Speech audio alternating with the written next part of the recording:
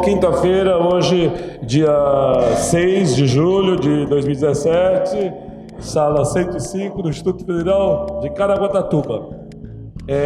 Vamos para a nossa quarta e penúltima aula do nosso mini curso de inverno de Introdução à Astrofísica, né? Que está sendo ministrado pelo nosso querido professor Yuda Goldman, professor doutor Yuda Goldman, professor titular do Instituto de Física da Universidade de São Paulo. Esse mini curso é uma atividade do programa de extensão Cine Debate, atividade de educação científica e cultural, né? Às vezes as pessoas falam, Cine Debate, o que tem a ver, né? Mas não é só Cine Debate, a gente organiza Cine Debates com sessões de cinema, né? De filmes, mas a gente organiza também atividades de educação científica, como essa, né? Esse mini curso, a gente organizou o mini curso de astronomia, né, em maio de 2017, né, que foi o terceiro mini curso de astronomia. Então, o professor Yuda, gentilmente, ele está se dispôs a vir ministrar aqui para a gente aprender um pouco mais de astrofísica com ele. A primeira aula, segunda-feira, dia 3 de julho, foi sobre o cosmos e os problemas relacionados à origem do cosmos, né? Big Bang. A segunda aula, terça-feira, foi sobre estrelas, energia e a formação dos elementos. Até brinquei, né? Como I do Z igual a 1 até I do Z igual a 118. Ontem, quarta-feira, a terceira aula foi sobre relatividade restrita ou relatividade especial e as questões envolvendo a descoberta do Meson Pi pelo César Lattes. Hoje a quarta aula é sobre relatividade geral, tá? Mas numa álgebra que seja acessível aos estudantes, porque a álgebra original da relatividade geral é a álgebra tensorial, né? É uma coisa super complicada, se aprende na pós-graduação, né? Tá? Mas vai ser trabalhado hoje num nível acessível a vocês. E amanhã, que vai ser a última aula, vai ser sobre problemas de fronteira da física que estão em aberto, né? Energia escura, matéria escura, supercolisores, né? Conversei hoje com o Yuda sobre isso, e energias, partículas hiperenergéticas, tá? Ok? Então passo a palavra aí para o professor Yuda. Relatividade geral é o tema de hoje. Muito obrigado, professor Yuda, né? Tá, bom, obrigado. Então, a ideia hoje, bem mais do que anteriormente, é uma tentativa de traduzir numa linguagem compreensível resultados da relatividade geral. Eu vou começar com um exemplo que, digamos, é uma situação de uma simplificação de algo que, tratado adequadamente, é bem mais complexo, mas dá para entender dentro de uma linguagem bem mais simples.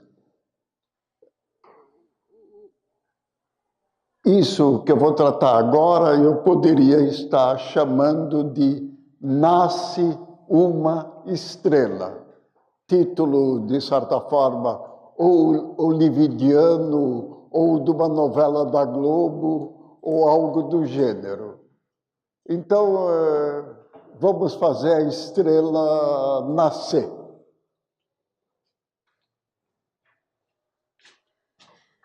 Equação distância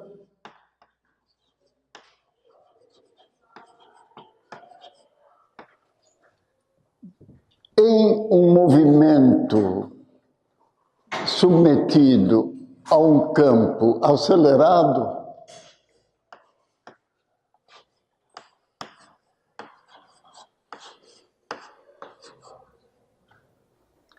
meio de gt ao quadrado. Uma equação que todo mundo conhece da cinemática. É algo que se aprende, vamos dizer, se não na primeira aula, pelo menos na segunda aula de qualquer curso elementar. Aliás, nem sequer precisa entrar na universidade para saber disso. Então, vamos começar pensando o que introduz a gravidade, o nosso G minúsculo. O nosso G minúsculo é uma força por unidade de massa que pode ser expressada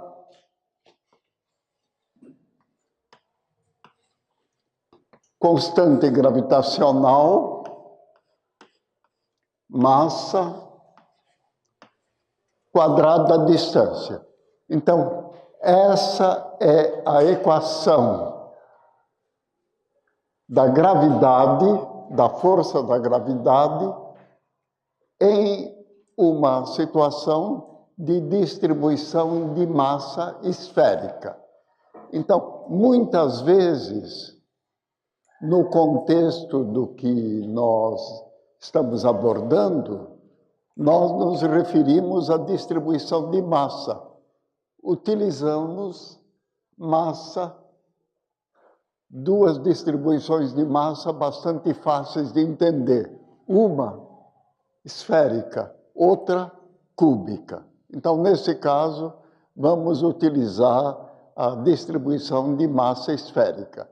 Então, esse valor, por exemplo, se formos calcular a gravidade terrestre, utilizamos para o conjunto da Terra, com, obviamente, as irregularidades que existem na nossa situação geodésica. Quer dizer, não é uma situação onde temos sempre o mesmo resultado e, na verdade, se fizermos esse cálculo dentro de uma situação Equador, polos, também encontramos diferença. Se medimos a gravidade aqui, Caraguatatuba, ou no Everest, a 8.600 metros de altura, também vamos encontrar uma diferença. Mas essa é exatamente a situação simplificada que temos condição de entender. Então, vamos ver como é que dá para entender isso aplicado à poeira cósmica que, espalhada no espaço, com uma determinada distribuição esférica, acaba dando origem ao nascimento de uma estrela. Então temos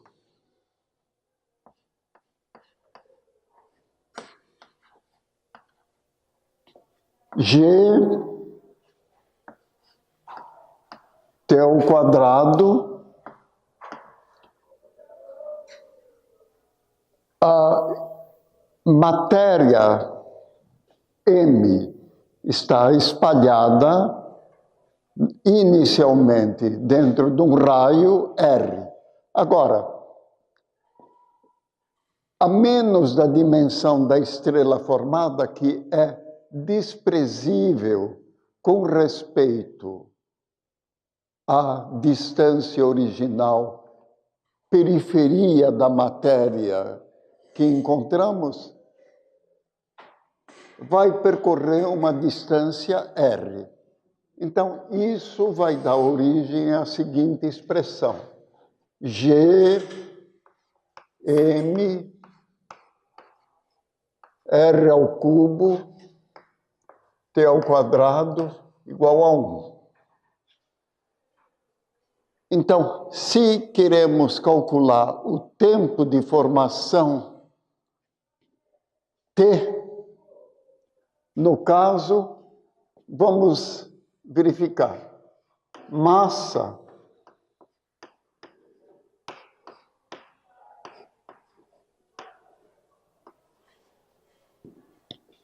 igual volume da esfera, multiplicado pela densidade. Só que o volume da esfera é cubo, aqui temos cubo, de maneira que essa expressão simplifica ou se torna G 4/3 de π delta T ao quadrado igual a 1. E isso imediatamente dá o tempo que essa formação vai ocorrer. O tempo se torna, então, raiz quadrada de... Vamos chamar isso aqui de G'.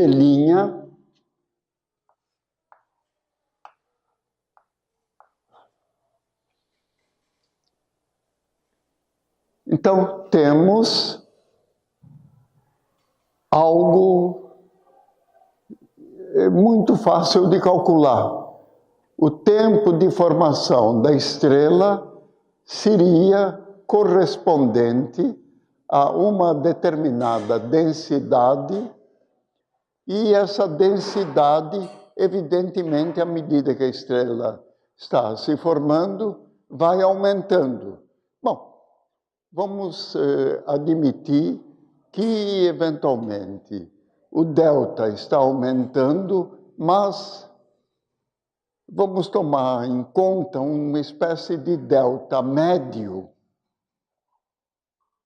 que não é exatamente realístico, mas nos dá uma indicação do que poderia estar acontecendo se nós admitimos que houve uma determinada distribuição de matéria que, pela ação da gravidade, faz com que uma porção ponderável de matéria se dirija a um ponto central, que é exatamente onde vai se situar a estrela. Então, eventualmente alguém diria, não, isso está sendo cozinhado. Não tem problema. Quer dizer, o que nós queremos é algo que dê uma indicação possível sobre um tempo que poderia levar à formação. Então, o resultado que eu vou obter não é um resultado realista, é um resultado indicativo. Muitas vezes, nós temos situações, aliás, não só na física, como em qualquer outra situação, onde nos interessa obter uma indicação de comportamento. Então, essa dá uma indicação de comportamento. Eu vou fazer uns comentários, depois de obter o resultado, vou fazer alguns comentários além.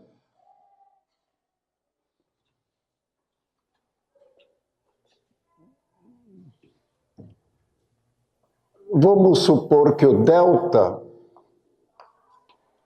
seja igual a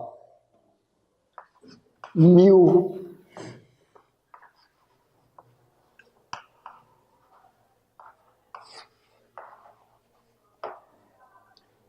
prótons por centímetro cúbico.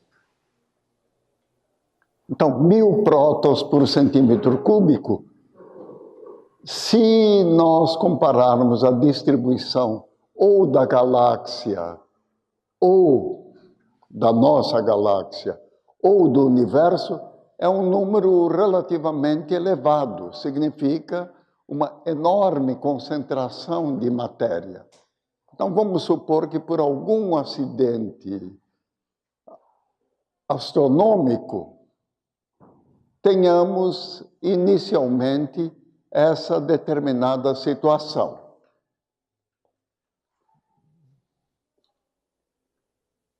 Então, 1000 prótons por centímetro cúbico é a mesma coisa que dizer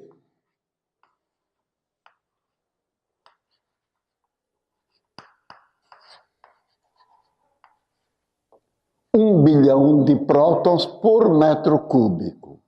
Então, notem que é uma densidade relativamente grande, embora, em termos de centímetro cúbico, ela é relativamente pequena.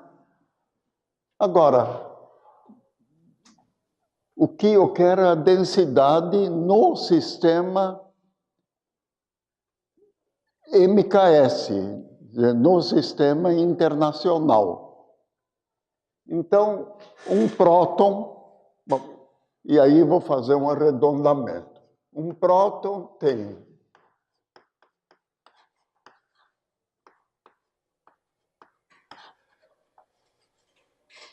10 a menos 27 quilogramas. Veja, eu estou procurando indicações, então não adianta estar usando números que, na verdade, são próximos de 1.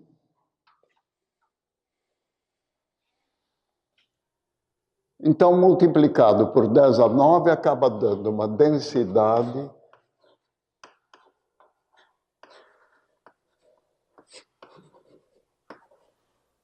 o gelinha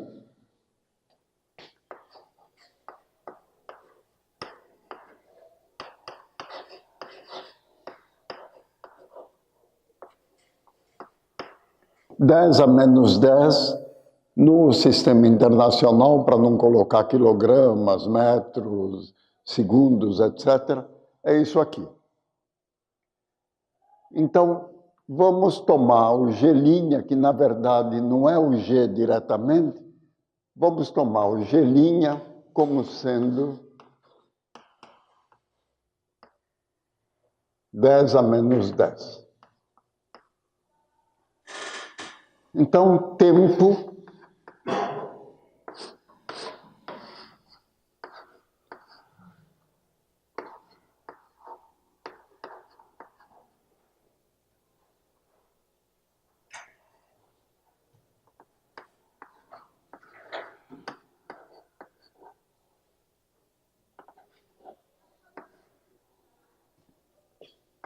Então, isso dá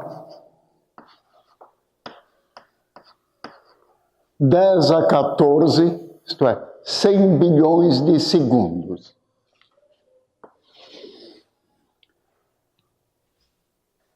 Um ano dá para calcular com alguma exatidão, é 3,15 vezes 10 a 7 segundos.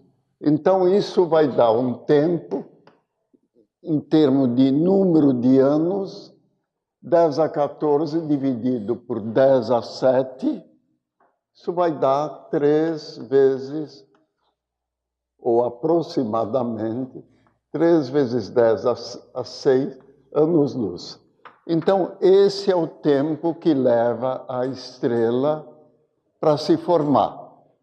Então, observações importantes no caso, quer dizer, mesmo nesse cálculo simplificado, o que eu teria que levar em conta que a densidade, à medida que eu estou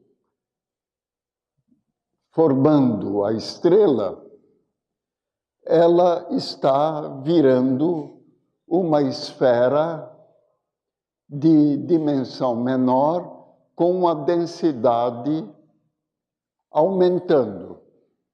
Então, se eu chego a metade desse raio, a hora que eu chego em metade desse raio, a densidade aumentou de um fator 2 elevado a 3, 8.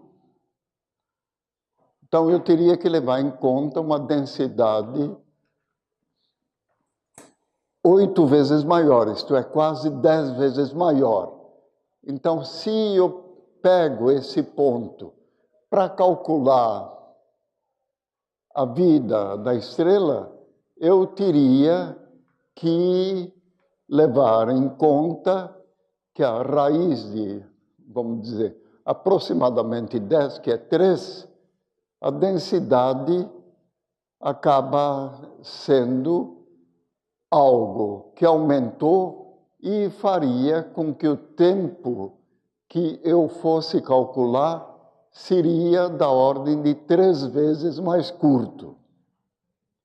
Então, isso levaria, quer dizer, se eu quisesse fazer isso aqui, levaria, numa primeira aproximação, uma soma de termos de uma progressão geométrica, e essa progressão geométrica iria dando tempos que ficariam menores.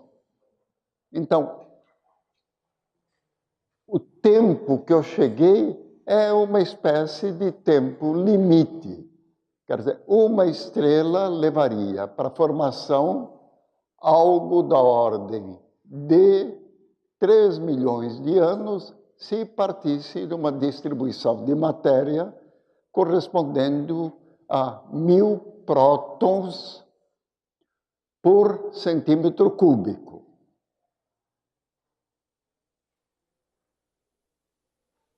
Então, essa, no fundo, é uma espécie de ordem de grandeza. Agora, essa estrela, ela teria uma massa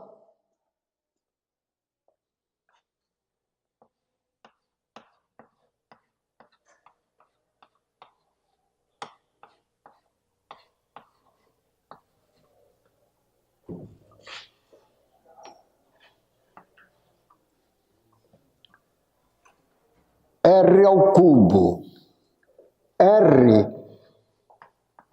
no caso, é igual ao valor velocidade da luz vezes o tempo de formação. C, 3 vezes 10 a 8 vezes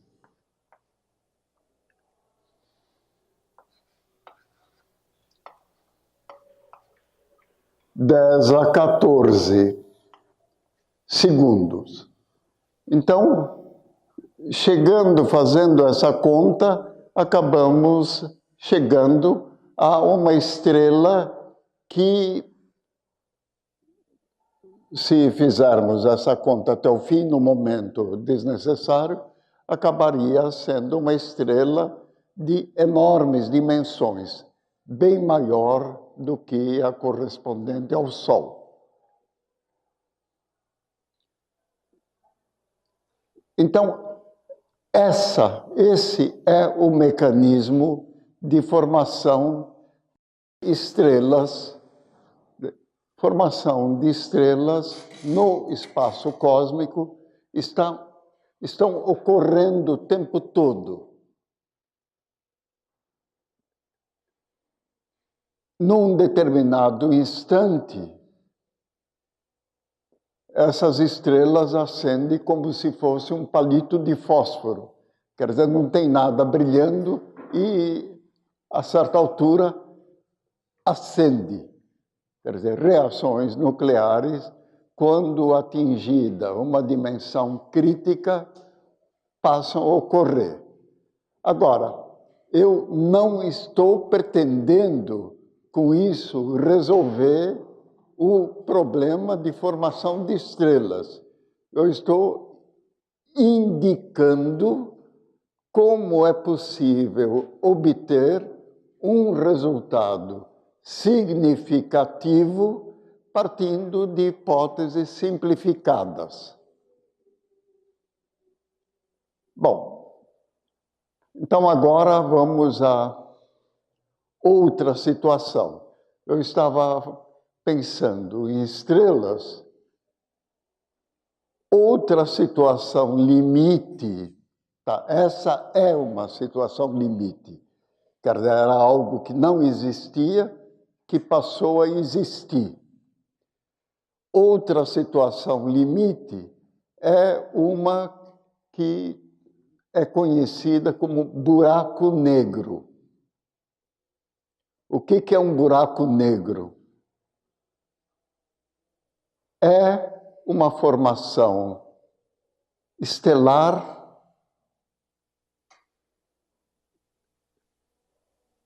estelar talvez não seja o nome apropriado, mas é um corpo celeste especial.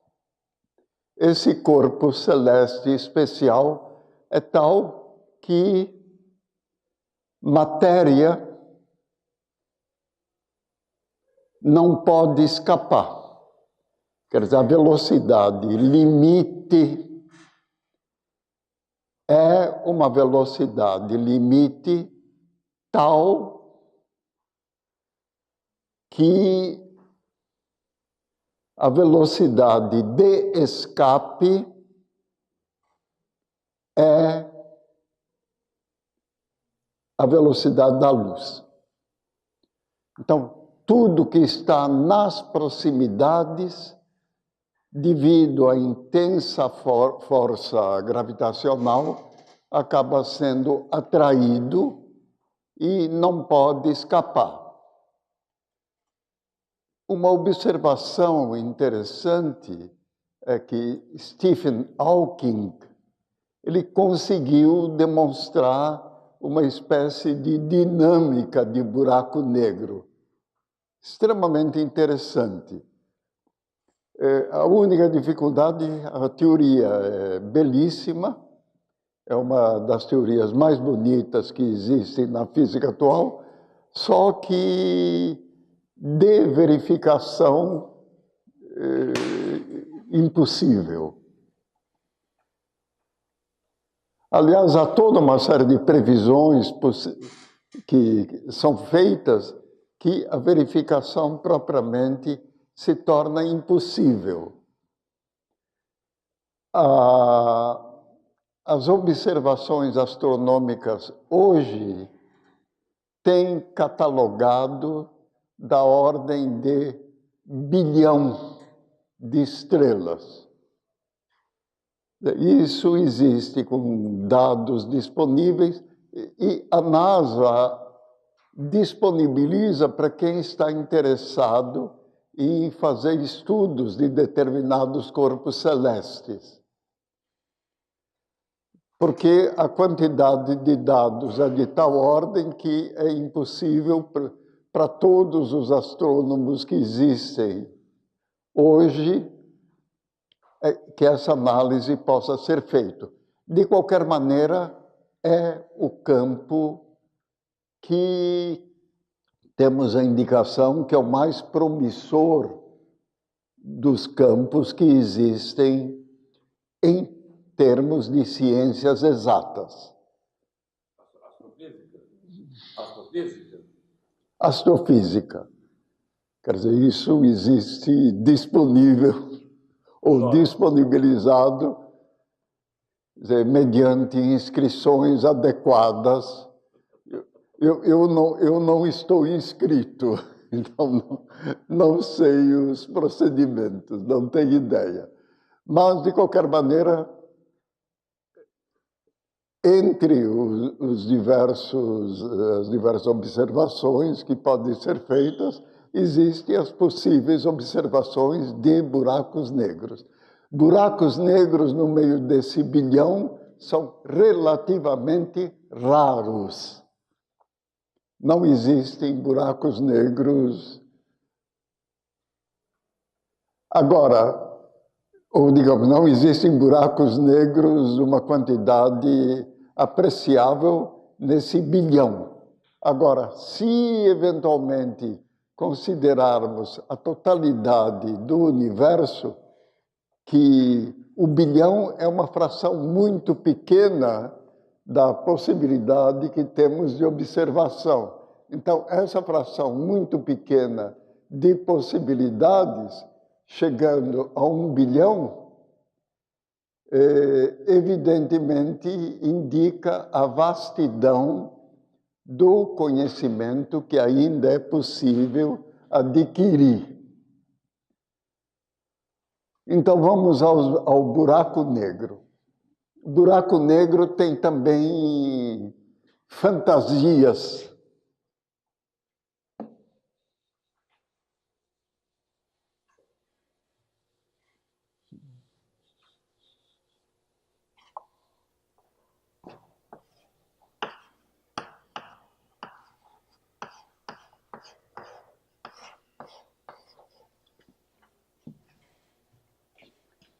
velocidade que exatamente é calculada a partir do potencial c ao quadrado. Então, vamos colocar essa expressão de uma forma que permite fazer considerações. Então, massa, de novo, 4/3 π r ao cubo, delta. Então, temos c ao quadrado igual a g 4/3 de π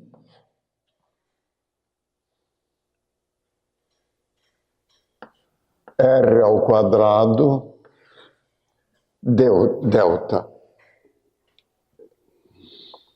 Dividindo o raio pela velocidade da luz, chegamos a um tempo.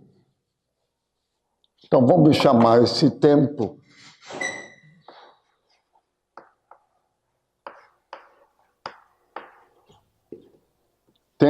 R sobre C. Então, chegamos de novo à expressão delta linha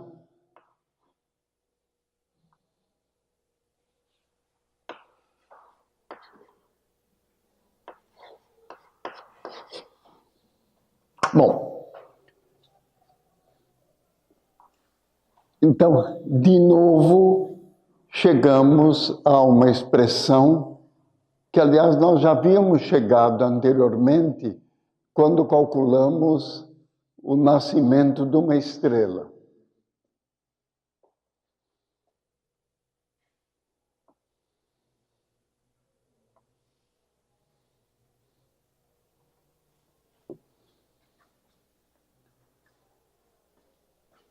Então, temos a possibilidade de calcular.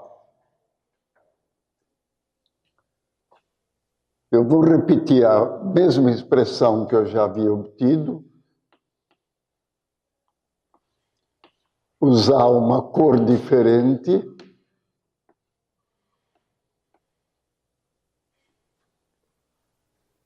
Bom, só que agora nós temos uma interpretação possivelmente mais rica, mais abrangente.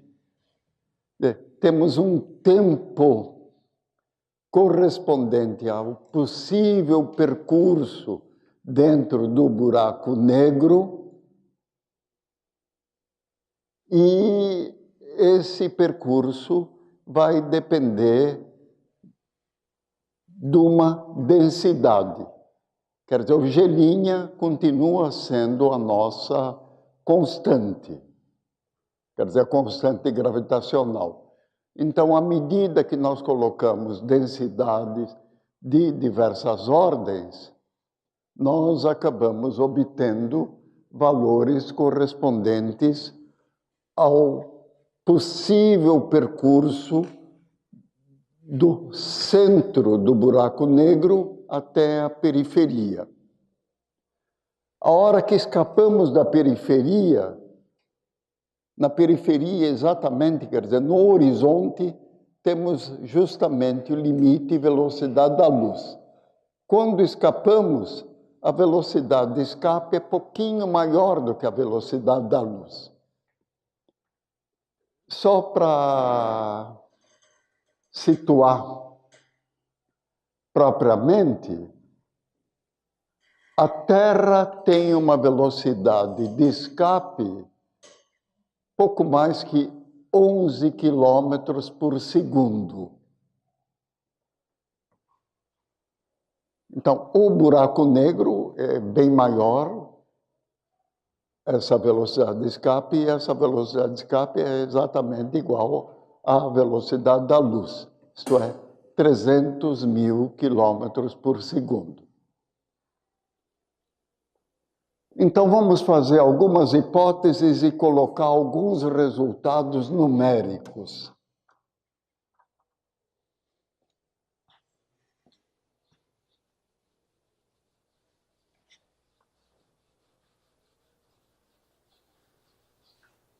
Então, um dos resultados interessantes poderia estar correspondendo a uma densidade nuclear. Então, o que é uma densidade nuclear? É uma densidade de um próton por algo que nós colocamos já anteriormente, um férmion por metro cúbico.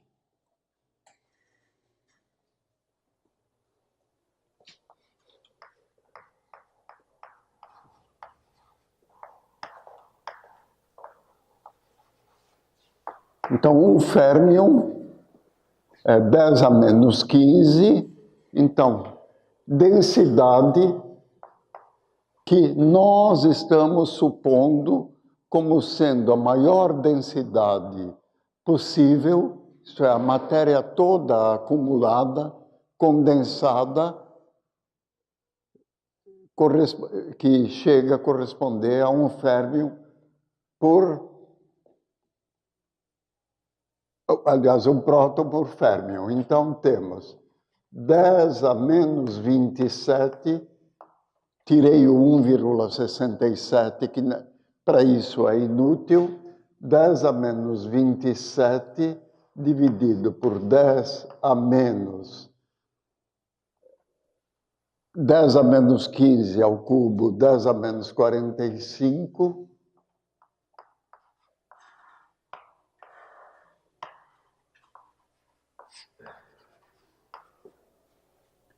Então, pergunta. Essa é efetivamente a maior densidade possível? Não. Eventualmente, prótons podem até se juntar mais.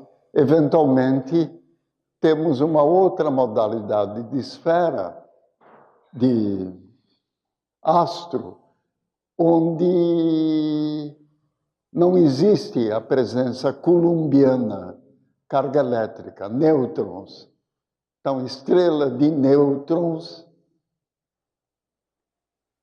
poderia eventualmente corresponder a esse valor, uma vez que não existe a repulsão. Então, vamos ver qual o tempo correspondente a esse gênero de matéria.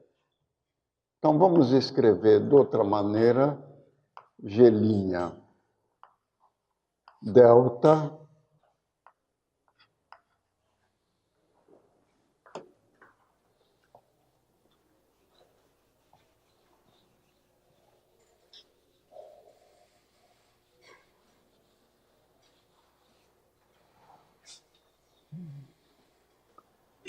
então, tal, G' de novo vamos arredondar para 10 a menos 10.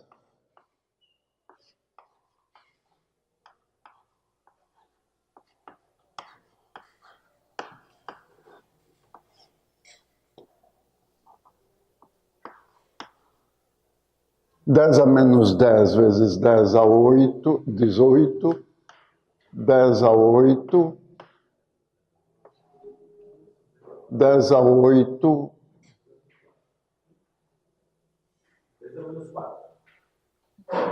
Dá 10 a menos 4 segundos.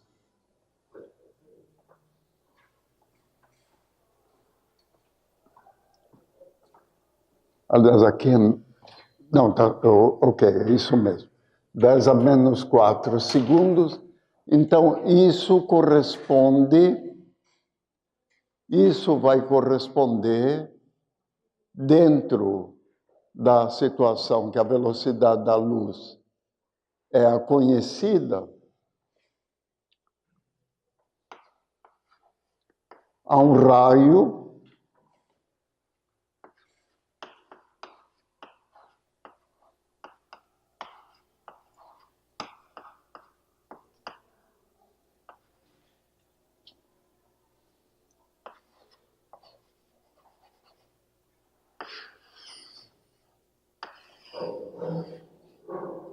30 quilômetros.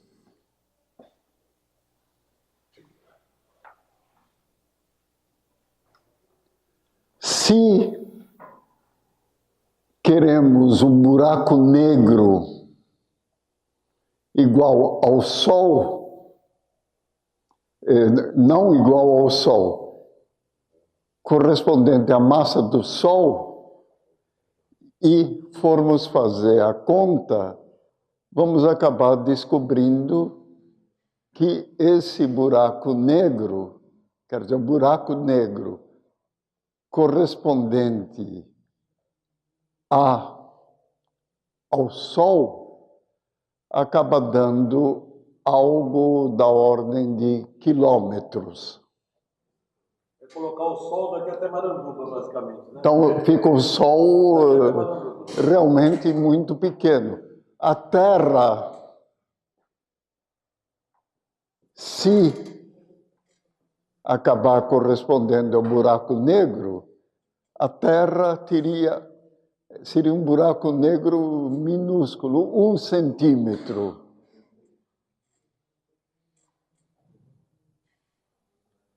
Então, acabamos percorrendo algumas ideias.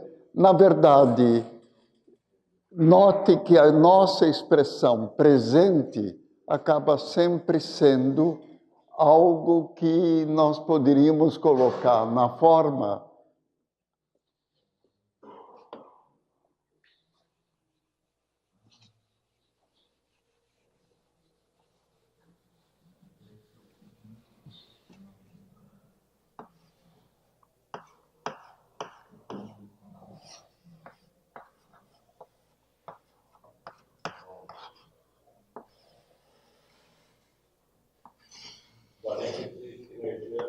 no limite igual a 1 e fora do limite com qualquer valor. Por que eu estou apresentando essa expressão? Então, note, o 1 é algo que no limite ocorre. Eventualmente, o que nós temos é uma expressão que, aliás, é extremamente importante, como uma esquematização da relatividade geral. O que nós temos é uma expressão que depende da constante gravitacional, da massa, do raio e velocidade da luz. Estão presentes e são extremamente importantes a constante gravitacional e velocidade da luz. Então, essa é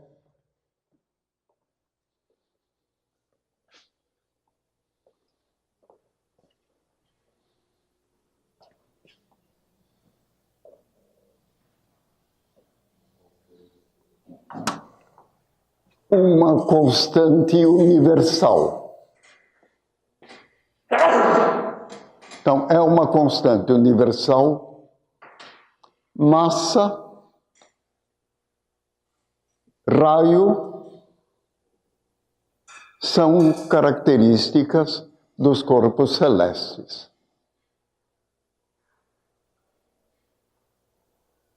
Bom, então vamos agora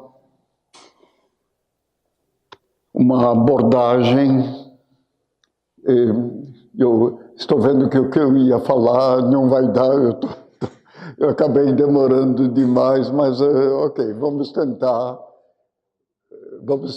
o que eu consigo transmitir nesses 50 minutos.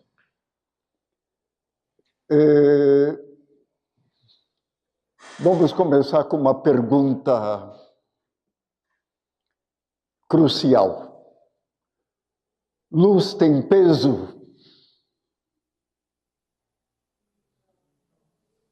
Tem. Em 1905, época que Einstein estava trabalhando na relatividade especial, teve um físico russo chamado Lebedev, que ele resolveu tentar responder à pergunta: luz tem peso?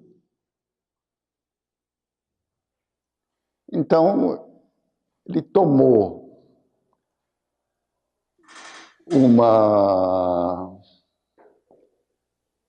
um espelho pequeno ligado a um fio, os famosos fios da física, flexível, inextensível, sem peso, que tinha a propriedade de, por mínima que fosse a força que fosse atingida, ocorria um movimento de torção. Então, esse movimento de torção permitia calcular a força que tinha sido atingida. Então, vamos fazer um cálculo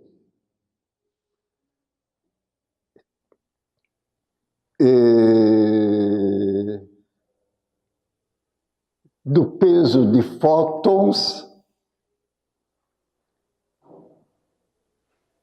em uma situação ideal na qual a medida possa ser possível.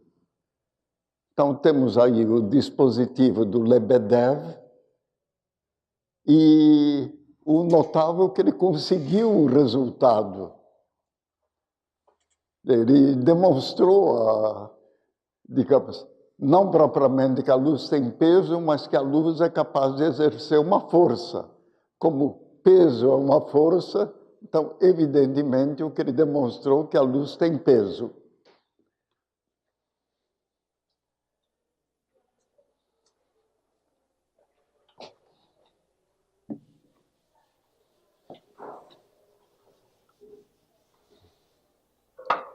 Então, vamos começar calculando qual seria o resultado da força. Uma pergunta. Luz tem peso, mas luz não tem massa. O fóton não tem massa. Não tem massa. Geralmente associa na mecânica newtoniana que não, então, peso mas tem que ter massa. Então, a resposta, momento, você bate com um determinado momento, volta com o momento oposto, superfície espelhada, variação de momento por unidade de tempo dá força. Tá? Então, respondendo à pergunta do professor Ricardo por completo,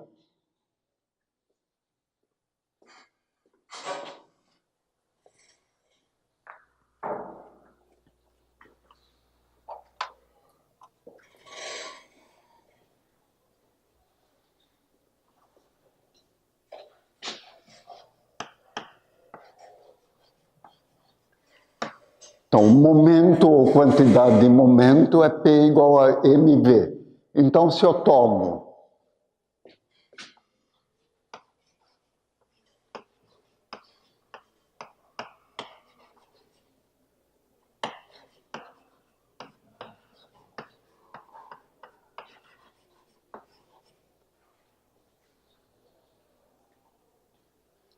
então, força igual massa vezes aceleração.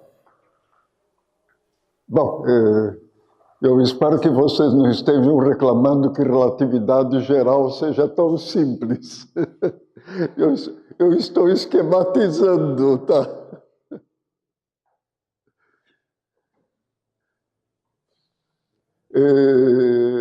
Não adianta, a hora que sair dessa aula, dizer, eu aprendi o que é relatividade geral. Quer dizer, é uma espécie de relatividade geral em termos de divulgação. Eu lamento que não exista um livro escrito, aliás, é algo que eu até estou pensando em como escrever um livro de divulgação de relatividade geral nos moldes do que foi feito há décadas passadas, mais ou menos na primeira metade do século XX, com respeito à relatividade especial. Quer dizer, um dos livros, aliás, era notável,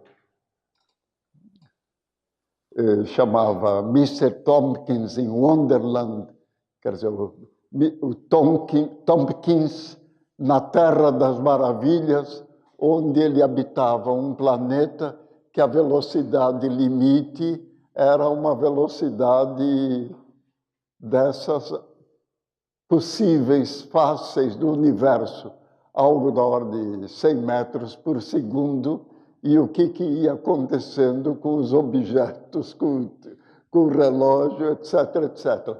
Quem escreveu foi Gamow. Viu, Hilda? Esse livro que o Hilda falou, ele foi traduzido para o português chamado O Incrível Mundo da Física Moderna. E na biblioteca nossa tem uns 10 exemplares dele. Em inglês ele é o Mr. Tompkins, porque era o personagem do livro. Vale a pena quem quer aprender quântica ou relatividade, ler esse livro que o Hilda está falando. Tem 10 exemplares lá na biblioteca, tá? Bom, então nós vimos que existe a possibilidade. Então, agora vamos pegar potência luminosa que atinge a Terra. E vamos verificar qual que poderia ser o valor da força.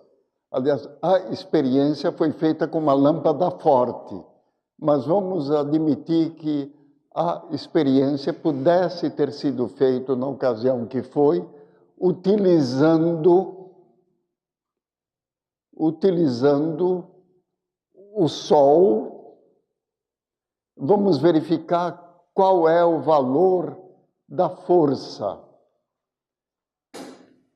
Então, temos potência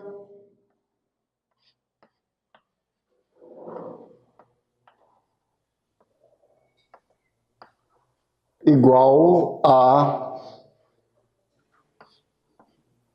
força vezes velocidade. Da expressão conhecida. Quer dizer, o valor da potência é a força multiplicada pela velocidade, que no caso da velocidade da luz seria força vezes c. Então, temos a radiação solar. Radiação solar é um valor conhecido que é da ordem de 1,3 kW por metro quadrado. Vamos arredondar esse valor 1,3 kW por metro quadrado para 1 kW por metro quadrado. E vamos verificar que dá para ter um número. Dizer que temos a possibilidade de ter um número não quer dizer que a medida desse número é fácil.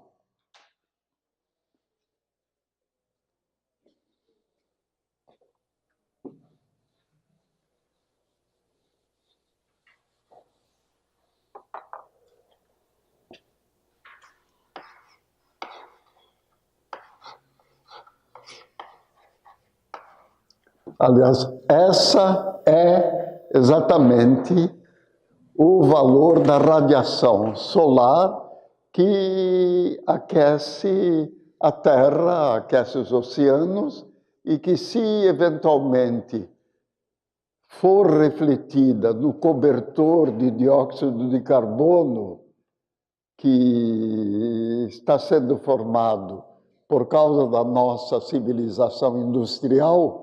Aliás, eu sou a favor da civilização industrial, mas é necessário passar a utilizar combustíveis que formem menos cobertor. Então, se conseguirmos esse controle, no fundo, as condições hoje permaneceriam mais ou menos as mesmas no próximo século. Se não conseguirmos, o que nós vamos ter é toda uma série de efeitos, a dilatação da água do mar, derretimento de calotas polares e, eventualmente, o mar em Caraguatatuba subido uns 3 metros. Um século basta.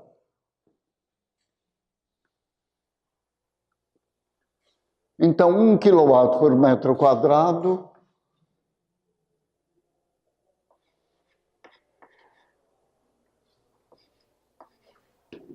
(10⁻³ dividido por 10⁻⁴), 1/10 de watt por centímetro quadrado. Então, esse é um dispositivo de laboratório que tem um espelhinho de 1 centímetro quadrado.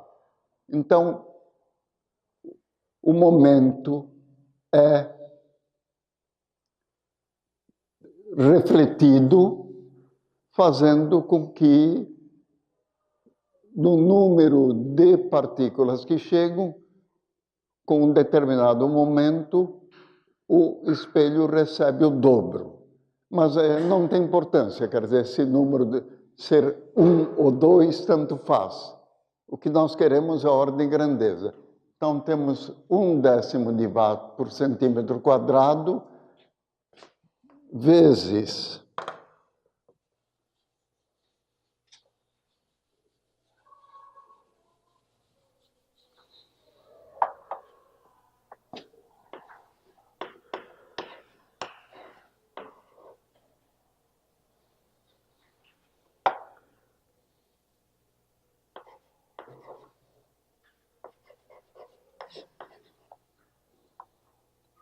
Então, nós chegamos à conclusão, tem o 2 que deveria estar aqui, eu estou cancelando com o 3, eu preciso ordem de grandeza, então eu chego à conclusão que nós temos 10⁻⁻11 newtons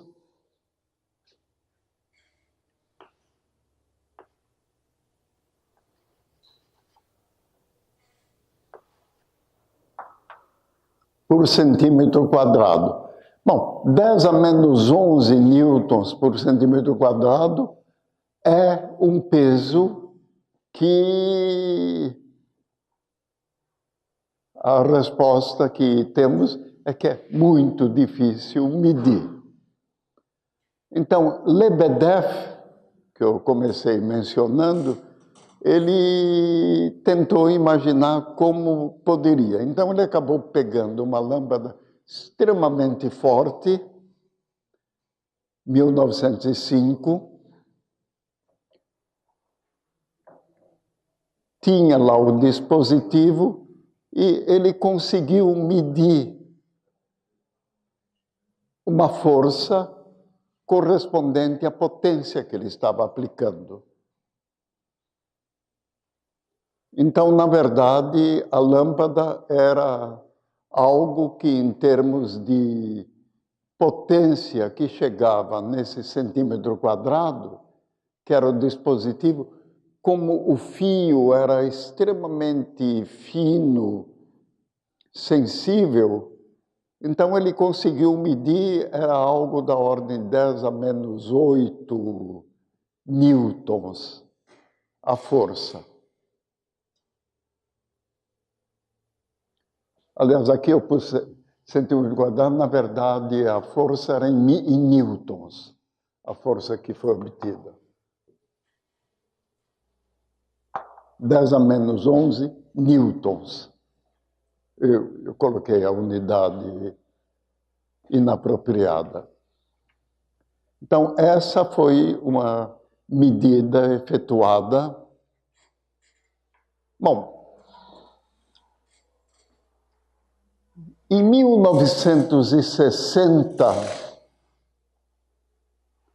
alguém, aliás, foram, na verdade, um orientador e seu estudante, Pont e Rebka, não tem importância o nome, resolveram fazer uma experiência de um gênero que em essência, a mesma coisa que eu estou falando.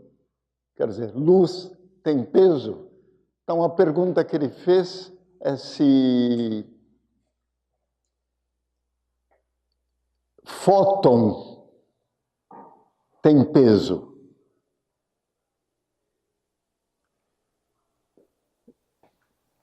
Tomou uma fonte radioativa,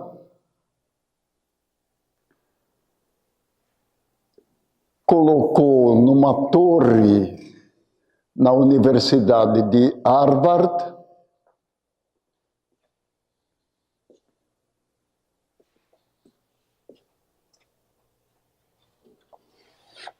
a experiência, eu vou escrever que dá para encontrar uma descrição boa dessa experiência no Google,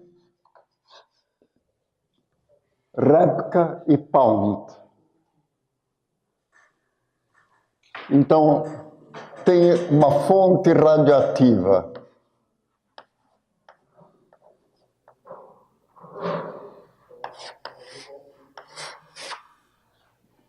Emitindo fótons numa altura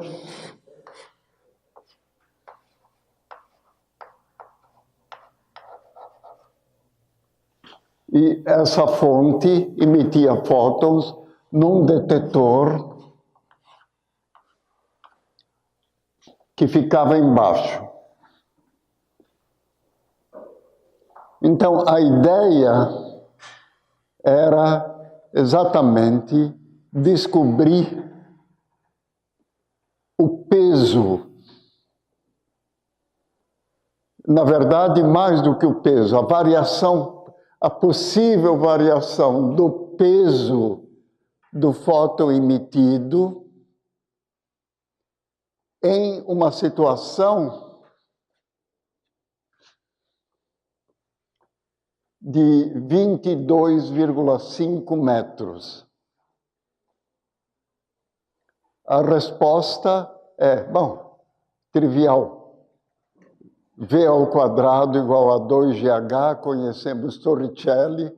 Bom, só que a situação aí é um pouquinho mais complexa, porque nós temos que pegar a expressão que eu apresentei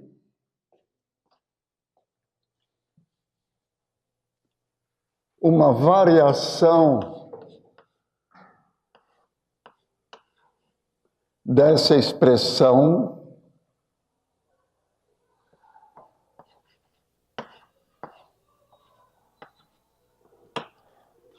e a hora que se faz a conta, nós vamos descobrir que G vezes H dividido por C ao quadrado é da ordem de grandeza de 1 parte em 10 elevado a 15.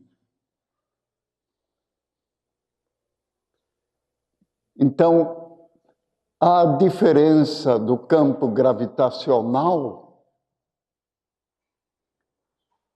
acabaria ocasionando um efeito de 1 parte em 10 elevado a 15, que era o que ele se propunha a medir. Então, sem entrar em detalhes demais, dá para, pelo menos, dar uma descrição rápida dessa experiência. E o que aconteceu é que, bom, vamos reportar algo mais interessante ou interessante. Quando a radiação solar foi observada, Fraunhofer determinou que apareciam raias negras. Então, a interpretação das raias negras era trivial. A luz, ou digamos, os átomos absorvem a mesma radiação que eles são capazes de emitir. Então, isso dá origem às raias negras. Na Alemanha havia um problema aberto, que era descobrir a absorção correspondente às raias negras do Fraunhofer, só que no núcleo atômico. A única coisa que acontecia é que meias-vidas correspondentes à radiação do visível espectroscópica, a radiação atômica, são bem mais largas. As correspondentes à radiação nuclear são bem mais estreitas. Então, o que nós temos é uma situação que eu vou apresentar por meio de duas figuras. Essa é atômica, em cima, em verde,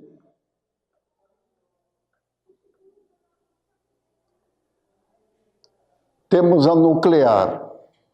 Então, eu não estou considerando em termos de energia, a energia correspondente da radiação atômica é bem menor do que a correspondente à radiação nuclear. Mas o que eu quero chamar a atenção é esse efeito nuclear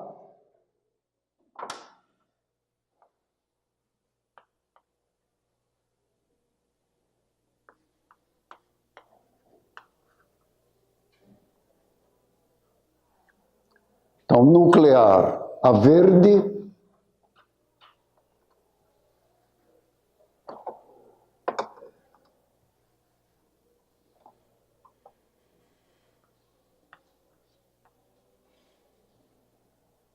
então, nuclear a verde, atômica.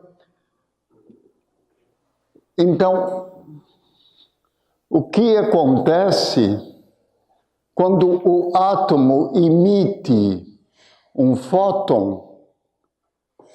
Conservação de momento faz com que o átomo recue. A energia correspondente ao fóton atômico é da ordem de, bom, utilizando unidades que eu acabei não colocando devidamente, é da ordem de elétron-volt. A radiação correspondente ao núcleo é da ordem de 10.000, 100.000 vezes maior. Então, o que acaba acontecendo é que o recuo correspondente ao núcleo é bem maior. Então, o desvio da luz é bem maior, de maneira que não há a possibilidade de haver a absorção, a não ser que se use algum artifício que faça com que não haja o recuo. Então, isso resolvido acabou tornando possível a observação. Então, essa experiência Rebka-Pound que eu estou mencionando é uma experiência que foi efetuada com enorme quantidade de repetições e a compensação para o movimento de recuo era feito por um prosaico alto-falante com velocidades que acabavam chegando a centenas, poderiam chegar a centenas de metros por segundo. Pensar no alto-falante com centenas de metros por segundo é relativamente trivial. É só lembrar que, à medida que se aumenta a frequência, temos o fator velocidade radial, que multiplicado pelo raio correspondente ao possível movimento, pode acabar chegando a centenas de metros por segundo. Então, essa é uma experiência que, devido a esse problema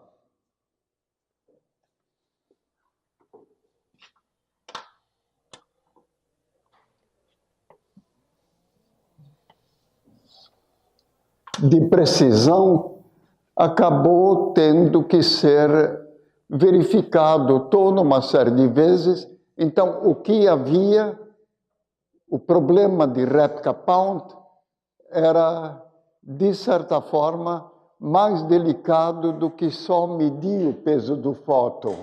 Era descobrir se o peso do fóton variava com a altura.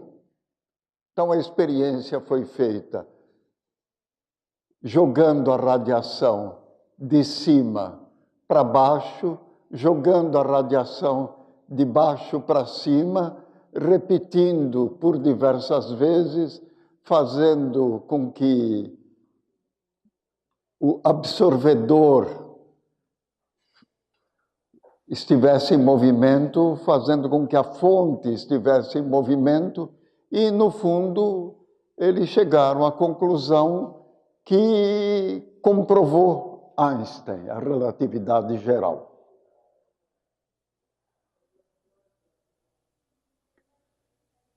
É uma experiência que há uma descrição, ou aliás, na verdade, há diversas descrições dessa experiência na internet, e o nome para entrar eu acabei escrevendo Repka-Pound.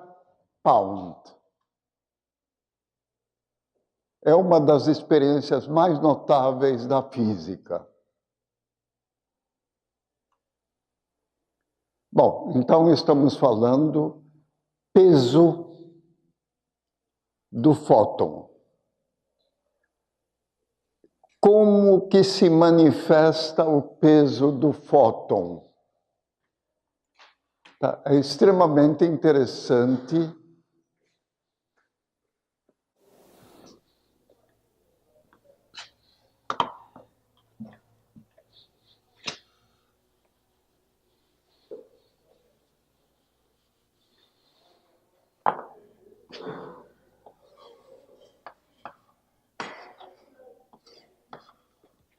Energia é H vezes F.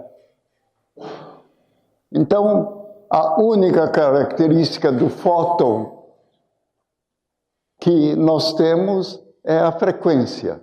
Então, essa é uma experiência onde a frequência é mudada. Temos uma frequência a 22 metros de altura, temos uma frequência ligeiramente diferente no solo. Ligeiramente diferente. Então, é uma experiência do gênero da experiência de Lebedev, onde procura-se descobrir como varia o peso do fóton com a altura. Bom,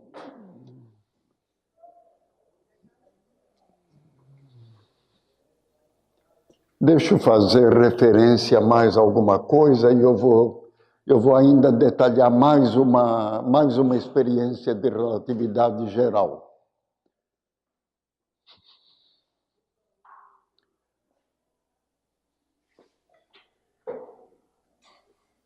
Quando Einstein publicou a relatividade geral, imediatamente obteve um enorme sucesso em determinar um problema astrofísico em aberto, ou astronômico em aberto. Era o periélio de Mercúrio. Mercúrio é um planeta que tem uma excentricidade extremamente grande na sua órbita. É um planeta que tem alguma dificuldade de observação por causa da proximidade do Sol, mas é um planeta que era medido durante séculos e séculos. E o problema do periélio do Mercúrio, que o periélio do Mercúrio mudava dentro de uma proporção que correspondia a 43 segundos por século. Então, essa era uma observação extremamente bem determinada e com enorme precisão, porque é uma observação que foi feita desde que telescópios puderam ser usados em astronomia até a época de Einstein. Então, esse valor, 43 segundos de grau por século terrestre, era bem determinado. Como a órbita, como o Mercúrio, o ano é bem mais curto, 88 dias, comparado aos 362 da Terra, isso corresponderia a um valor correspondente aos séculos de Mercúrio bem menor, mas isso era padronizado para o século terrestre. Então, era 43 segundos. Então, Einstein, utilizando a relatividade geral, no trabalho de introdução, de apresentação da relatividade geral, ele calculou o valor e esse valor era exatamente o esperado. Bom, aí apareceu uma previsão que também estava nesse trabalho, relatividade geral. Campos gravitacionais intensos desviam luz. Então, apresentamos algo que é uma experiência relativamente recente, de uns 60 anos atrás, e agora vamos falar de uma experiência de um século atrás. Campos gravitacionais intensos desviam luz. Einstein fez uma previsão para esse desvio e a situação era relativamente possível experimentalmente.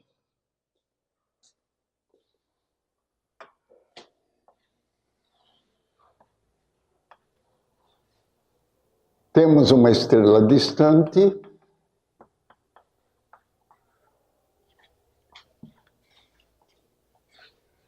num eclipse solar, quando a Lua tapa completamente o Sol, tinha que se observar esse possível desvio. Esse desvio era previsto, havia 2 pontos ou 2 regiões onde a observação poderia ser feita apropriadamente. Um era no Ceará, Sobral, outro no norte da África. A experiência, o resultado da observação de Sobral foi com alguma imprecisão, mas o da África era relativamente bom. Só que foi colocado em dúvida. Isso não pode ser verdade. Havia o partido pró, o partido contra, e Einstein dependeu de um físico inglês muito conhecido, chamado Eddington. Eddington batalhou para que o resultado de Einstein fosse aceito, quer dizer, o resultado correspondente ao cálculo de Einstein fosse aceito. Isso foi uma batalha que demorou até o próximo eclipse. No eclipse que ocorreu depois, com o instrumental mais apropriado, com o aprendizado do eclipse anterior, foi possível verificar que a previsão de Einstein estava correta. Esse valor em radianos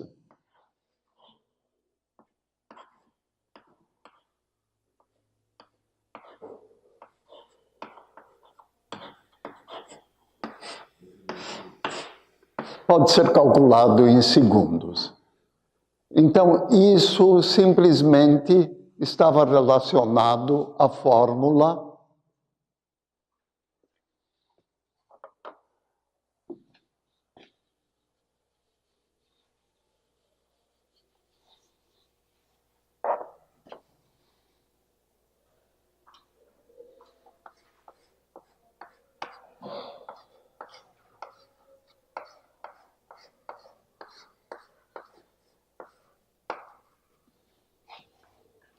Então, substituindo numericamente, delta, em termos de radianos, chega a esse resultado. Bom, o resultado do periélio de Mercúrio é um resultado simplesmente de calcular órbitas de planeta, levando em conta a relatividade geral. O resultado correspondente a Repka-Pound é um resultado simplesmente que está relacionado a aplicar a fórmula para variação do campo gravitacional em função de diferenças mínimas de altura. Então, temos o efeito Mercúrio, que não deixa de depender da fórmula que eu apresentei, só que o R correspondente deve ser o R do raio da órbita de Mercúrio, ou do raio médio da órbita de Mercúrio. O desvio da luz e o efeito gravitacional sobre a frequência. Então, temos desvio, mudança de direção, temos mudança de frequência.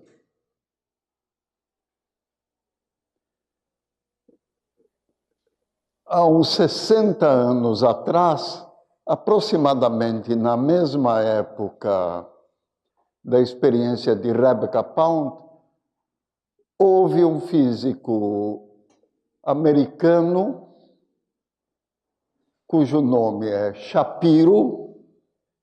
Esse físico previu que a luz também poderia sofrer uma mudança de velocidade, um retardo. Quer dizer, campos gravitacionais intensos podem ocasionar retardos. Então, vamos falar umas poucas palavras sobre uma das proposições, vamos dizer, fortes de Einstein. Campos gravitacionais são iguais a campos acelerados.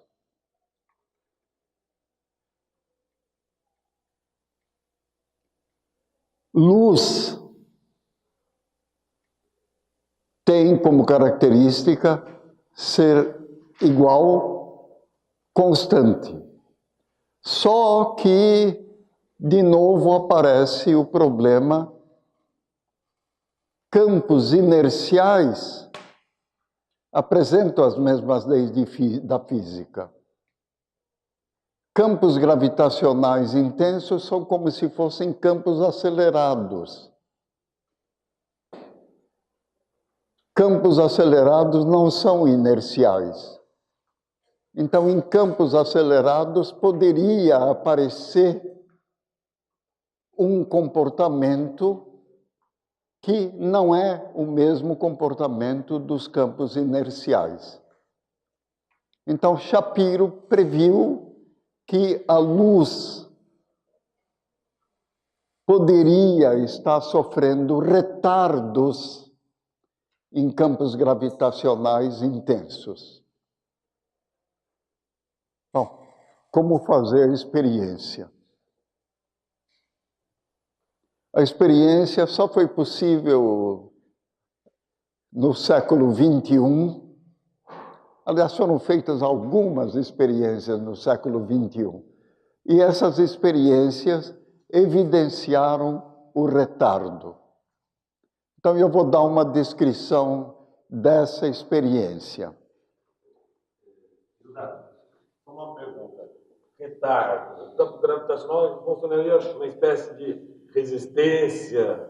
Porque a luz não há uma resistência. A luz não pode andar com uma velocidade menor que a da luz. Não, então, ela não anda com velocidade, mas só que o campo que ela encontra não é um campo inercial. Tá, o truque é exatamente campos inerciais. E campos acelerados, ou campos... Não, aí é equivalência. Aceleração é igual a gravitação. Se nós estamos num elevador, é extremamente fácil verificar que o valor da medida da força, quando o elevador está com velocidade constante, é sempre o mesmo. Agora, quando ele está ou acelerando ou desacelerando, evidentemente, se estamos com uma balança no elevador, ela muda. Então, vamos ver a experiência.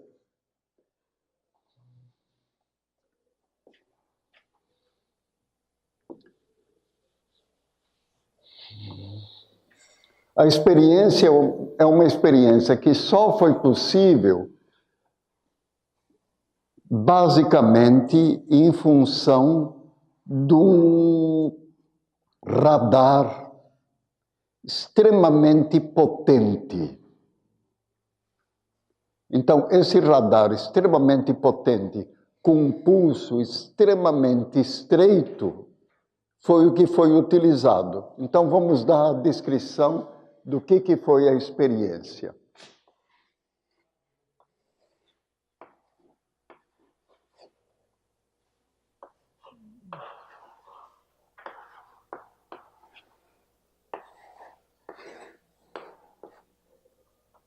Então, veja, agora o que eu quero medir é retardo.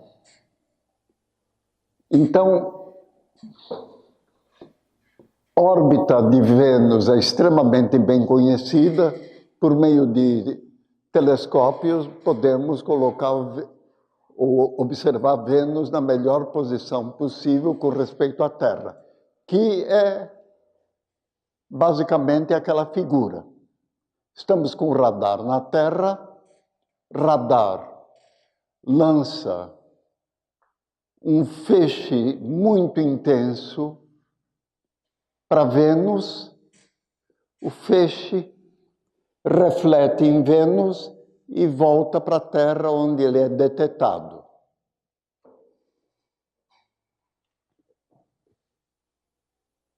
Evidentemente, é necessário um radar completamente especial. Medir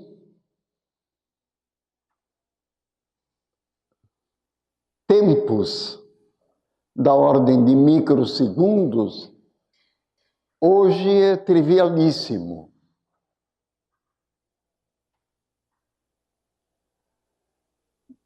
O que foi observado foi, entre ida e volta, o tempo entre ida e volta de uma radiação eletromagnética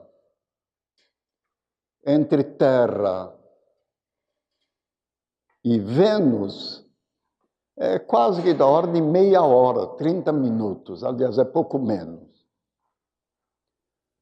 O retardo observado foi da ordem de 200 microsegundos.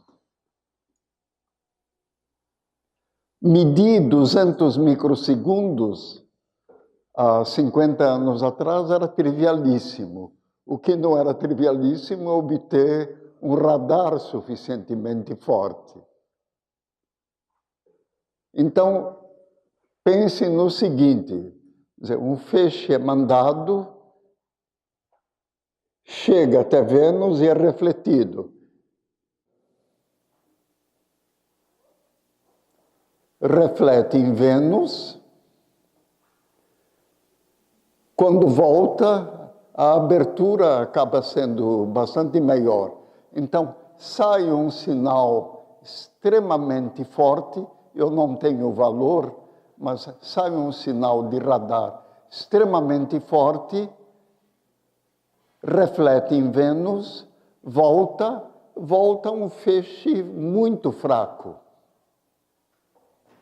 Possivelmente esse é o gênero de experiência que deve ter repetições, muito provavelmente para aumentar a precisão. Mas o resultado comprova justamente o retardo, em inglês, na forma como foi publicado, delay,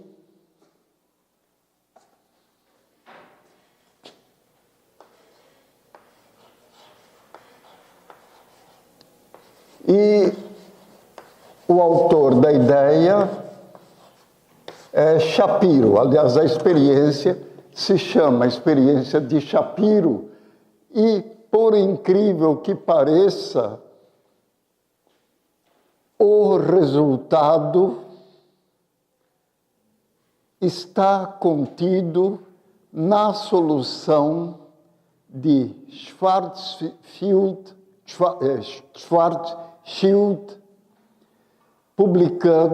publicado em 1915. Em 1915, Schwarzschild tomou conhecimento do trabalho de Einstein, publicou uma solução das equações de Einstein trabalhada.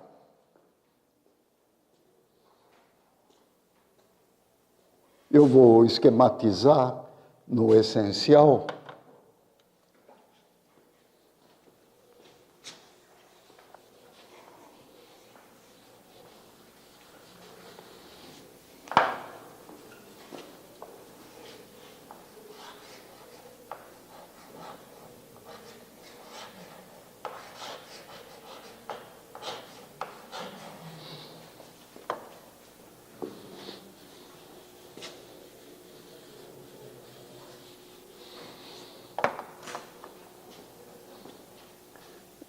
O Schwarzschild era oficial artilheiro do exército alemão na Guerra de 14.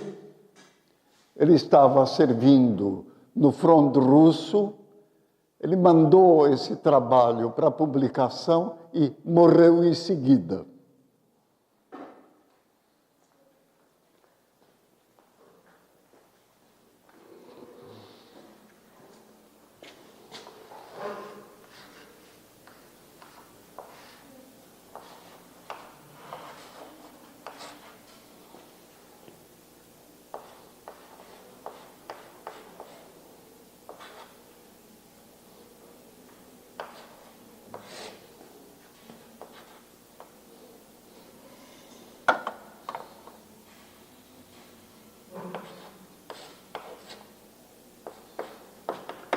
tem uma parte, vamos dizer, geométrica e tem uma parte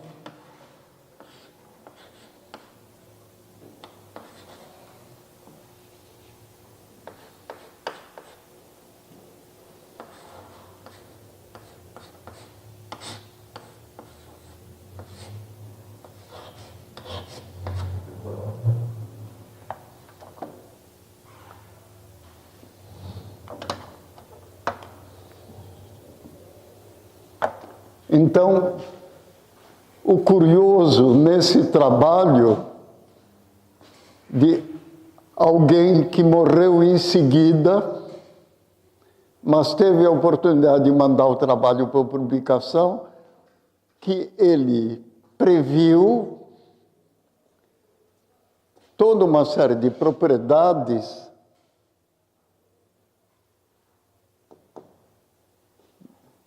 ligadas à relatividade geral.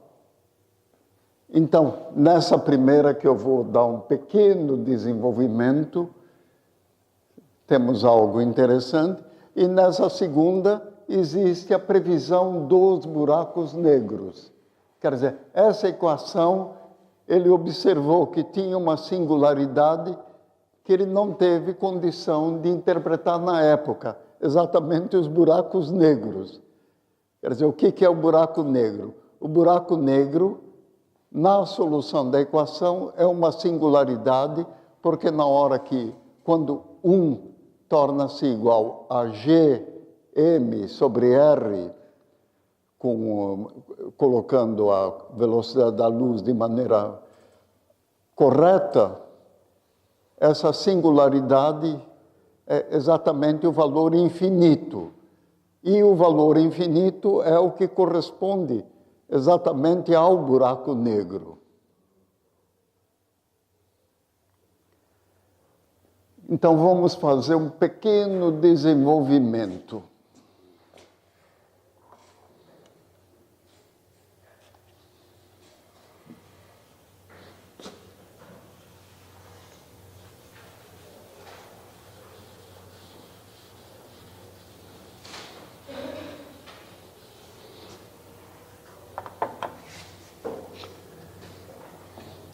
Tá, esse R, vamos considerar o R como sendo um R passível de variação.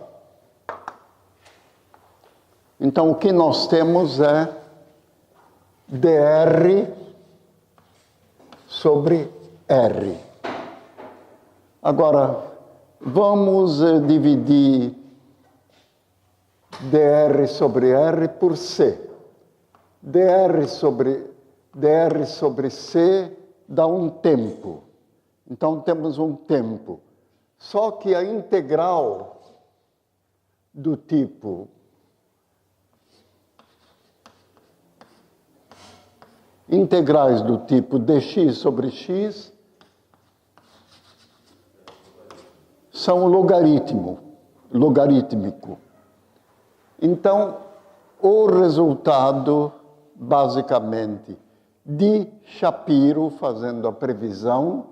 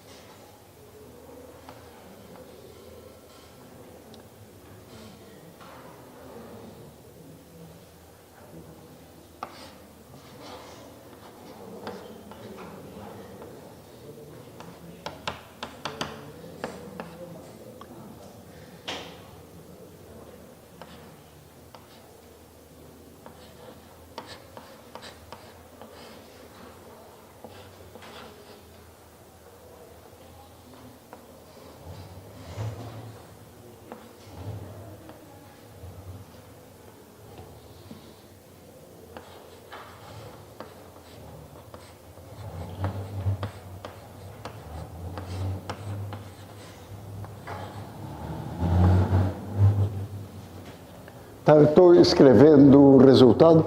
Na verdade, é uma variação lá sobre uma expressão que eu já apresentei, que, no fundo, a grande vantagem que tem é que ela acaba sendo reduzida a uma álgebra newtoniana. Então, no resultado de Shapiro, tratado adequadamente, tínhamos esse retardo, que é da ordem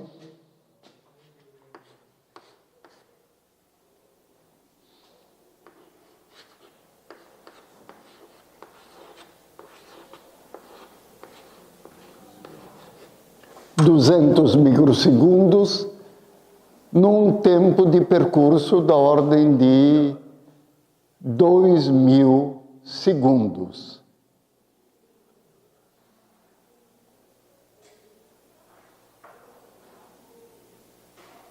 Bom, eu termino. Eu ia falar sobre ondas gravitacionais, mas eu levaria praticamente o mesmo tempo que eu levei até agora para chegar. Então, eu vou ficar devendo para alguma outra ocasião. Existe uma palestra minha sobre ondas gravitacionais, provavelmente disponível, onde eu verifico, eu faço toda a enorme quantidade de detalhes em algo da ordem de 2 horas. Obrigado.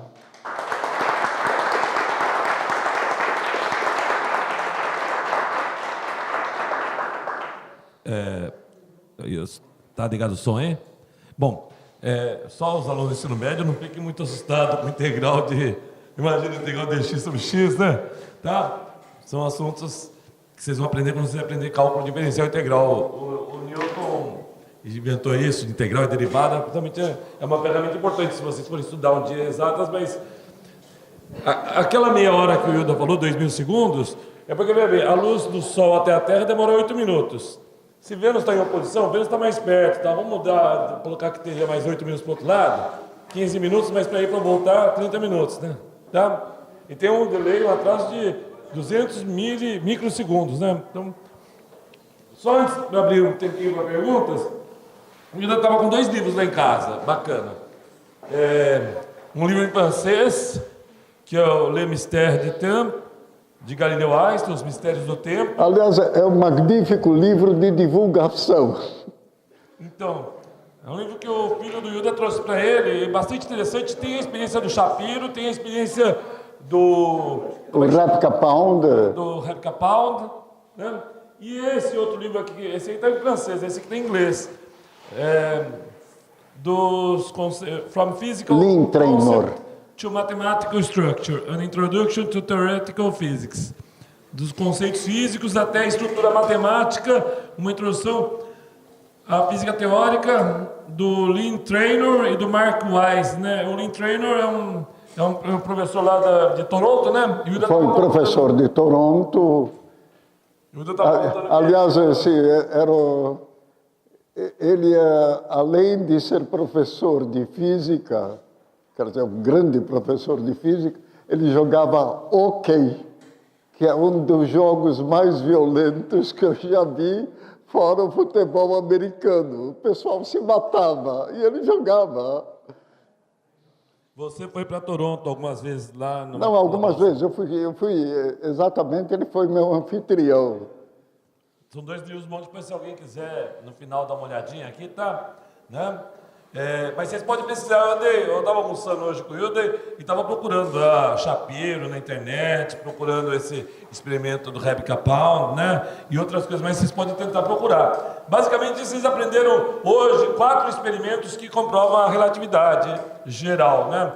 A experiência, a questão do periélio de Mercúrio, que é uma coisa que já vem de alguns séculos, esse problema que tinha, a questão da luz de uma estrela passando perto do Sol no eclipse, e essas 2 experiências, né? A do Shapiro, que é, né, também a luz passando perto do Sol, mas ela não é desviada, ela é atrasada. E e a do Replica Pound, né? Que é uma experiência bem... Que é exatamente como muda a frequência. Como muda a frequência, tá? Mas eu vou deixar aí para algumas perguntas, tem ainda alguns minutinhos.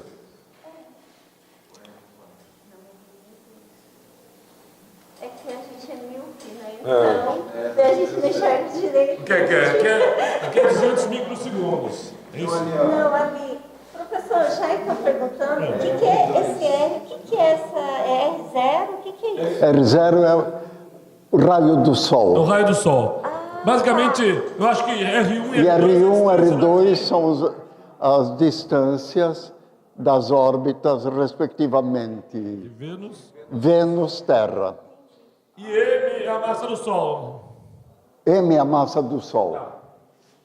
Basicamente, esse atraso, se você colocar tudo isso aqui, né? Porque dá para colocar tudo aí, né? G, se tem todos os valores, vai dar um atraso de 200 microsegundos, tá? Quer dizer, na verdade, aquilo que eu indiquei como uma integral são duas integrais.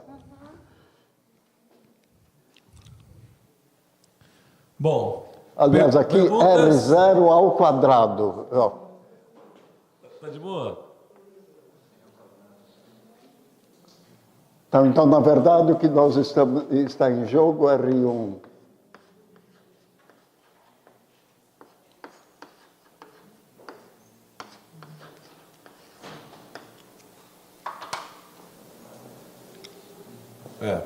São as duas razões, né?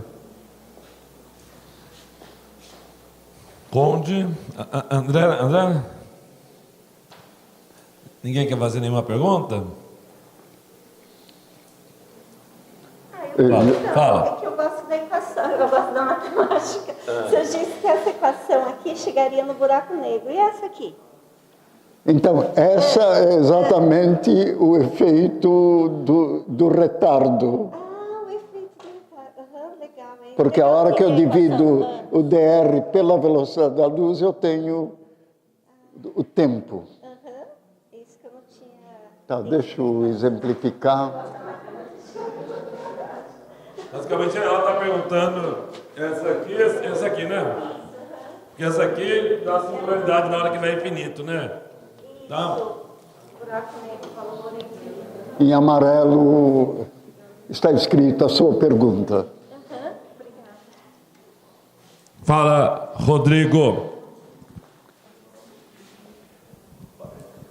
Pergunta uma fácil que eu consiga responder.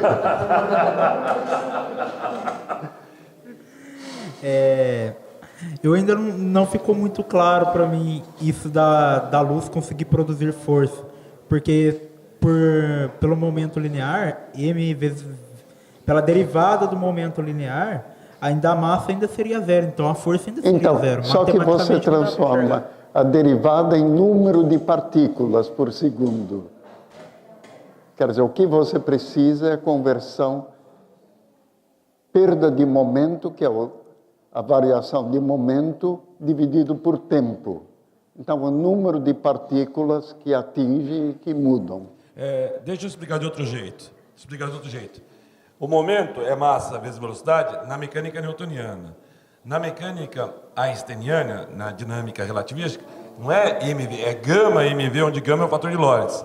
A massa do fóton é zero, mas o gama para o fóton dá infinito. Então, se tem um zero vezes infinito aí, os matemáticos não gostam disso, mas isso vai dar um valor. Quer dizer, o fóton tem momento linear, tá? Mesmo tendo massa zero, tá? Porque na relatividade não é só mv, tem um fator gama também, que é um fator Lorentz. Mas zero vezes infinito tem que dar zero. Não, então, ao invés de você considerar dm, a derivada do momento que dá a força é dmv dt. Então, ao invés de você considerar variação de v, como eu escrevi, na verdade, você tem a variação da massa dm dt. Porque a Então, massa é vezes a número de velocidade. partículas por segundo. Eu expliquei mal isso.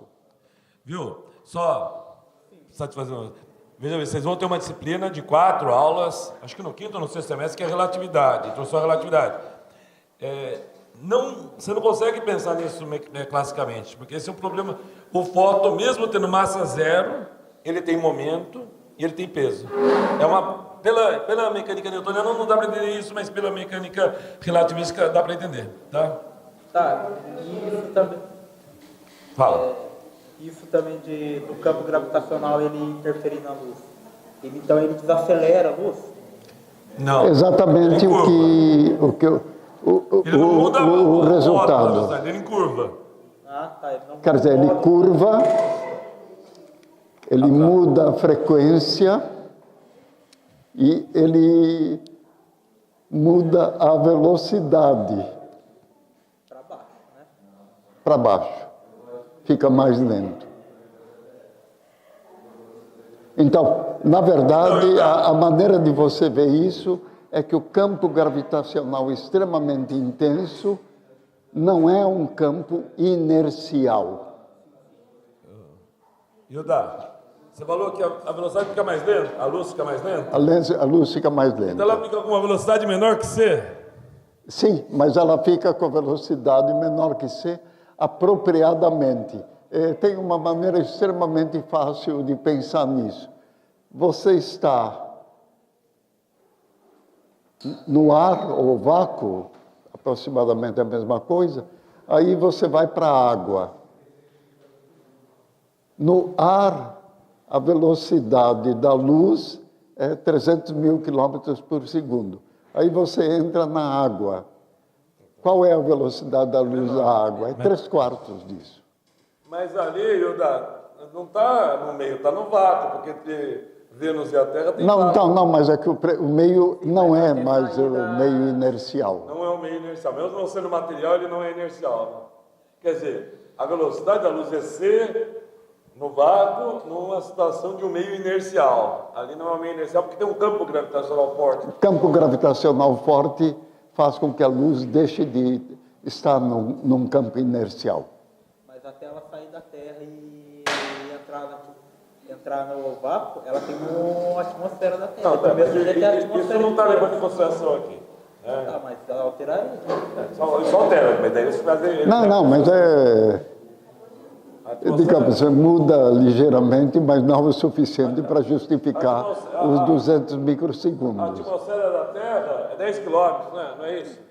O equivalente a 10 quilômetros. Então, imagina que a distância lateral só é 150 milhões de quilômetros. Então, você vai aumentar 10 quilômetros em 300 milhões, porque tem que ir até Vênus do outro lado. Legal, deu uma discussão essa pergunta do Rodrigo, né? Bom, Então, já está adiantado, né? Lembrar vocês que amanhã é a última aula do mini curso de inverno de introdução à astrofísica aqui do Instituto Federal de São Paulo, campus Caraguatatuba. O tema da aula de amanhã, sexta-feira, é problemas em aberto de fronteira de Isso, física. como ganhar prêmios Nobel com problemas abertos. Como ganhar? Será que vai ter alguém que vai ganhar o prêmio Nobel aqui no futuro? Primeiro brasileiro, né? Tá? Energia escura, matéria escura, partículas hiperenergéticas e outros assuntos correlatos. Agradecer a presença de vocês e amanhã entrega o certificado para as pessoas que participaram, né? Tá? Um grande dia de entregar o certificado. Vamos agradecer de novo ao professor Yuda. Obrigado. Obrigado.